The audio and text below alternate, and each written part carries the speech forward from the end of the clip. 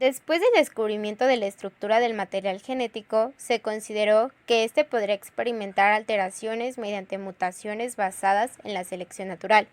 Pero hoy en día se sabe que el DNA puede sufrir modificaciones generadas al interaccionar con factores ambientales y además pueden generarse cambios reversibles en la expresión de los genes sin alterar la secuencia del DNA. Es decir, que la información del exterior puede modular la expresión genética inhibiendo y desinhibiendo algunos genes. Estos mecanismos son estudiados por la epigenética, término acuñado por el científico y filósofo británico Conrad Waddington en 1942, a partir del prefijo griego epi, que significa por encima. Dicho de otro modo, la epigenética estudia los cambios generados por encima del genoma. En términos generales, se pueden comparar con los acentos de las palabras, donde el DNA es el lenguaje y las modificaciones son los acentos. Esos cambios son sucesos naturales y esenciales para el buen funcionamiento de los organismos. Si esos mecanismos no funcionan de manera correcta, pueden desarrollarse enfermedades. Por otra parte, además de que esos procesos se observan en organismos, también han sido útiles para la creación de nuevos fármacos. El epigenoma es el conjunto de todas las marcas o etiquetas epigenéticas en el DNA de una sola célula. Estas determinarán la función de la célula. Por ejemplo, las células especializadas del ojo son las únicas que expresan genes que producen proteínas que pueden detectar luz, mientras que los glóbulos rojos contienen proteínas que transportan oxígeno al resto del cuerpo. En otras palabras, estas marcas darán identidad a la célula.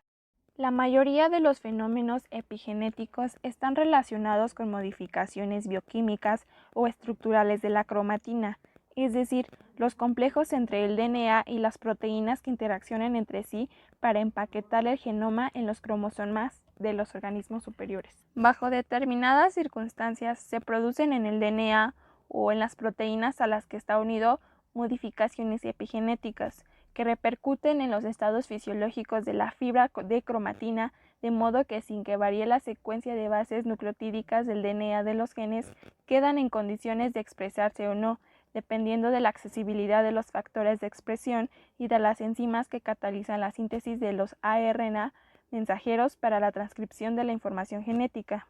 Los organismos eucariontes tienen un alto grado de compartimentalización y presentan un núcleo donde se alberga altamente el DNA. La unidad básica de la cromatina es el nucleosoma, formado por un octámero de proteínas llamadas histonas. Dos de cada una de las histonas H2A, H2B, H3 y H4, rodeado por 147 bases de DNA. La importancia de la cromatina radica en que se mantiene estrictamente regulado el acceso de proteínas reguladoras con sitios de unión de DNA. Los mecanismos que intervienen en la regulación epigenética son la metilación del DNA. En eucariontes superiores, la metilación del DNA consiste en la adición de grupos metilo al carbono 5 en los lugares de unión a la base citosina en los dinucleótidos CpG del DNA. En general, en el genoma de una célula ya diferenciada nos encontramos con un mosaico de regiones metiladas y no metiladas. Las primeras sufren una condensación del DNA conducente al silenciamiento de los genes en ellas incluidos, mientras que las no metiladas son accesibles a los factores y enzimas de transcripción, quedando en condiciones de expresión. La metilación del DNA es fundamentalmente para señalar qué genes deben encenderse o apagarse de manera definitiva en momentos específicos del desarrollo, o para procesos como la inactivación del cromosoma X, impronta genética, recombinación y mantenimiento de la estabilidad genómica. Otro mecanismo que interviene en la regulación epigenética son las modificaciones epigenéticas de las histonas. Estas son cambios químicos de los aminoácidos de la cola amino terminal realizadas por enzimas especializadas que alteran la estructura de la cromatina, silenciando o activando regiones enteras de cromosoma y de los genes situados ahí. Las enzimas que añaden marcas epigenéticas se denominan escritoras, las enzimas que eliminan marcas se denominan borradoras y las enzimas que las interpretan se denominan lectoras del código de histonas. Todas estas modificaciones pueden alterar la estructura de los nucleosomas, contribuyendo a una mayor o menor compactación de la cromatina y activan así el proceso de transcripción dependiendo del grado de compactación de la cromatina. A menor grado de compactación, esta será más accesible y transcripcionalmente más activa.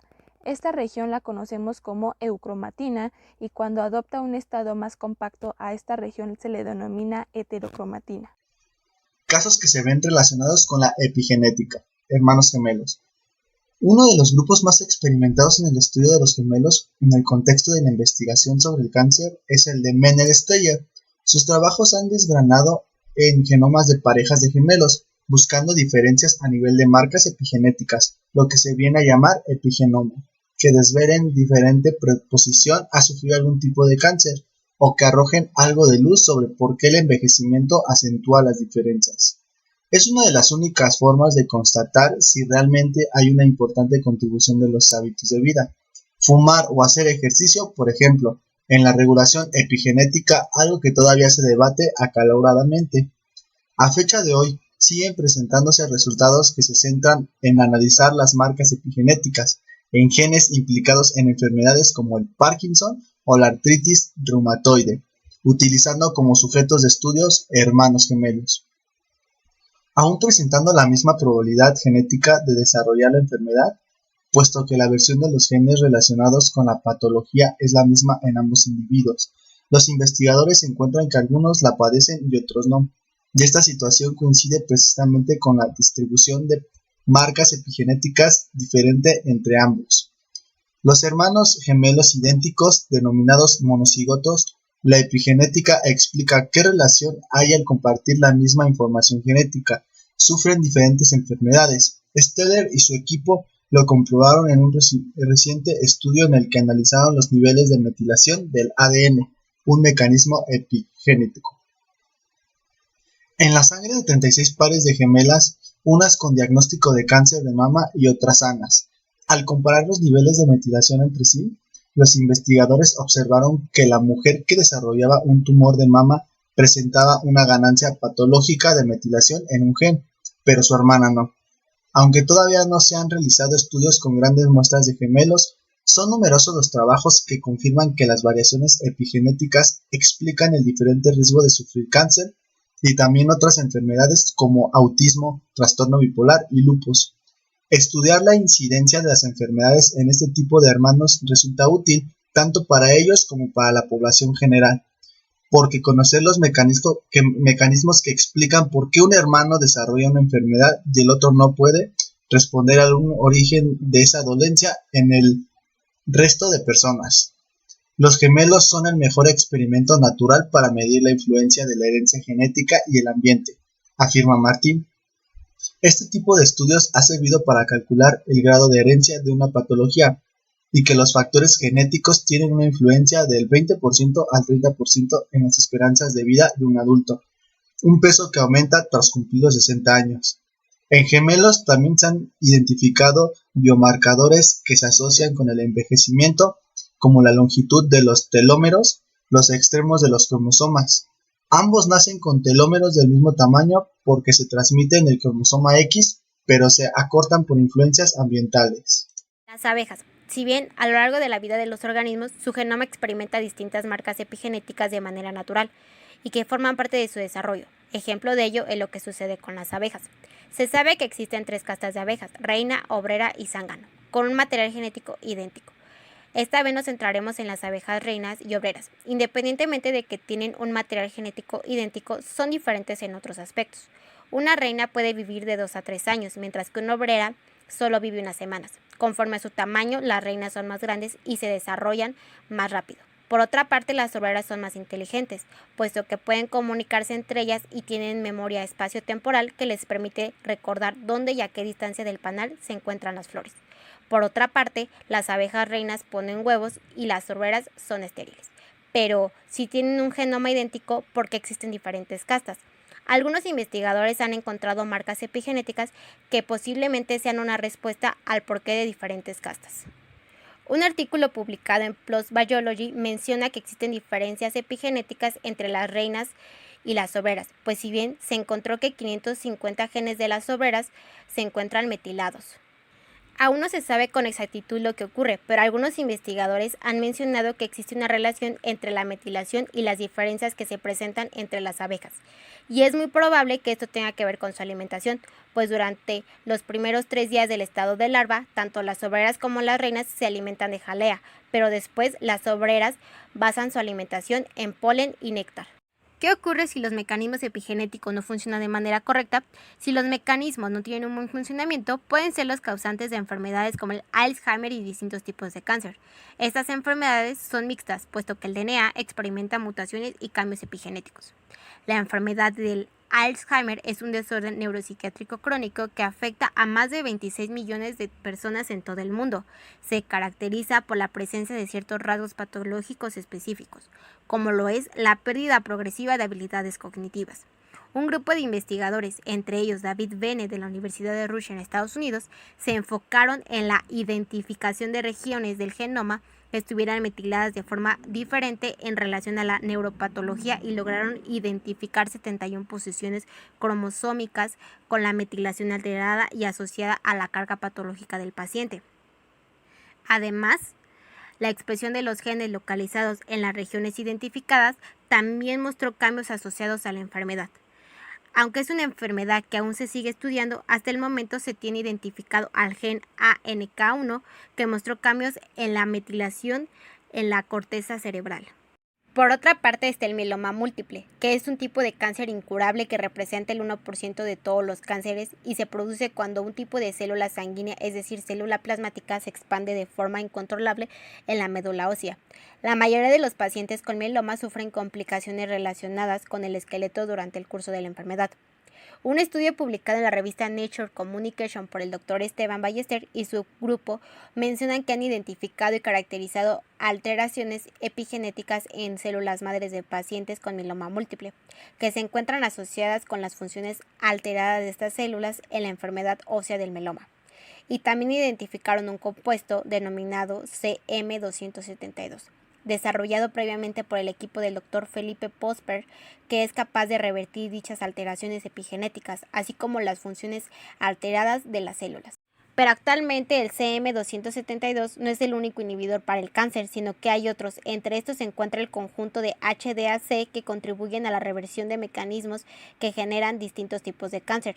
Estos inhibidores son aplicados mediante vía intravenosa, ya que así tienen mejor efectividad que si son administrados por vía oral. Estos medicamentos son utilizados junto con el tratamiento de radioterapia. ¿Y la epigenética tendrá una aplicación en el COVID-19? Sí, claro que la tiene. Actualmente sabemos que tanto la edad de la vejez y algunas enfermedades como la obesidad y diabetes juegan un papel muy importante, ya que las personas que se encuentran en una de estas situaciones se consideran las más propensas a tener complicaciones si adquieren el virus. Pero existen factores epigenéticos que revelan el por qué algunos jóvenes sanos pueden tener complicaciones. Una investigación llevada a cabo por los investigadores Manel Steyer y Aurora Pujol, publicada en Eva Medicine, ha demostrado la relación entre epigenética y COVID. Han concluido que un 13% de la población mundial tiene una firme epigenética que le predispone a sufrir la enfermedad en su forma más grave, aunque estén sanos. Los investigadores estudiaron el material genético de 400 personas que habían dado positivo a COVID y no pertenecían a ningún grupo de riesgo. Eran personas sanas, menores a 62 años y sin enfermedades que aumentaran el riesgo de COVID grave. El equipo de investigación observó que había variantes epigenéticas en las personas que habían desarrollado la infección en su forma más grave. A partir de ello, se dedujeron 3 factores. El primero tiene que ver con la expresión de genes que provoca una respuesta inmune demasiado fuerte, en concreto con el gen AIM2. El segundo con una respuesta inflamatoria excesiva asociada al gen HLA-C. El tercero con desajustes metabólicos que también desencadenan enfermedades como la obesidad y diabetes vinculados al gen PM20D1. En resumen, se creía que las mutaciones eran la única manera en la que el material genético podría experimentar variaciones. Sin embargo, con lo anterior visto, podemos decir que la epigenética también juega un papel importante en las modificaciones del DNA. Actualmente sabemos que nuestros genes pueden verse influidos también con nuestro entorno personal. Ahora podemos decir que al escuchar la frase "en realidad somos nuestro DNA", dicha expresión no es del todo correcta, porque lo que realmente somos es el cómo se expresa nuestro DNA. Así pues, podemos decir, fumar, reprimir nuestras emociones, permanecer sentados a lo largo del día y ocultar nuestros traumas, o bien vivir de manera sana, es decir, alimentarnos adecuadamente, liberar nuestras emociones y ejercitarnos, influye directamente en la expresión de nuestros genes, al demostrar que el DNA no es solo cuestión de herencia. La epigenética ha alterado por completo nuestras convicciones. Se decía que el DNA era el libro de la vida, pero le faltaban las comas, los puntos, es decir, la epigenética. Meinel Stegel.